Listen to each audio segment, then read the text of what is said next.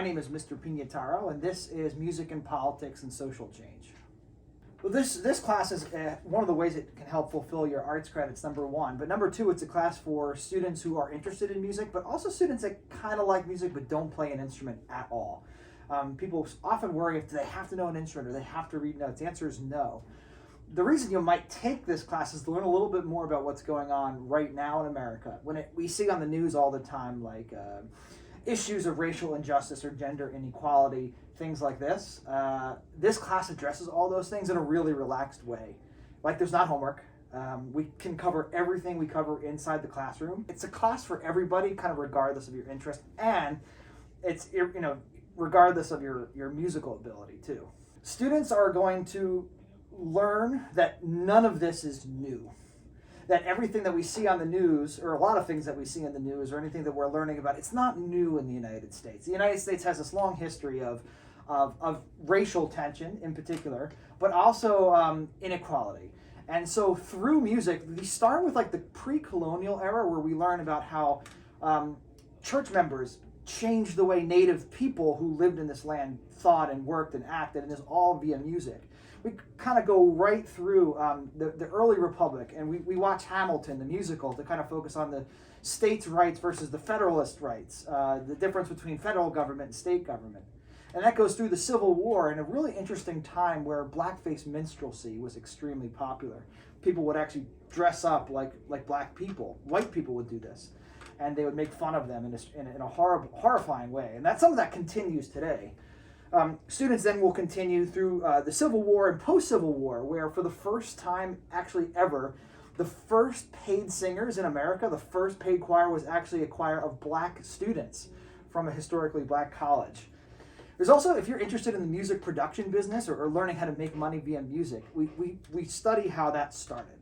We study how music producers in the very beginning, publishers started working and paying people for their music.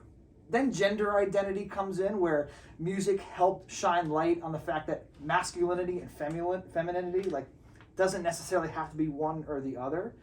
And right in through modern music, artists like Nina Simone, Louis Armstrong in the jazz era, Beyonce in the more modern area, and also the first rap like Sugar Hill Gang and others. Then finally we end by looking at a really unique unit of environmentalism versus coal mining, and we study country music from the West Virginia area. So it traces conflict in the United States via music. So we listen to music every day.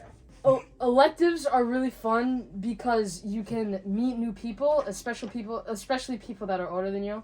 Like, I really enjoyed being the only freshman in the class, and I don't know, it was just fun because I became friends with my boy Harry over here. Well, I was looking to take elective for this year, and I wanted to take a music class, but I'm not a really musically inclined person, and I saw that this was a music class that incorporated like historical topics, so I decided to take it. And in the end, I'm glad I took it because it didn't require me to be very musically inclined, like I said, and yeah, it was just an overall good experience. So I learned a lot about classic rock songs during the Vietnam War, and my favorite was Ohio by Crosby, Stills, Nash and Young. This is my favorite class in the entire high school. I think what it does, it makes music relevant.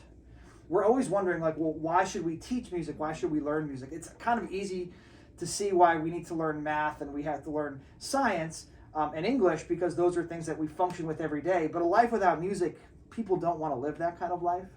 What I like about this class is that it takes music and it makes it really important, or shows how important music is to everyday life, and in a really big way. I think this class maybe makes the argument that music is as important as any other subject. And that's why I love teaching this class. That's why I love engaging students with it.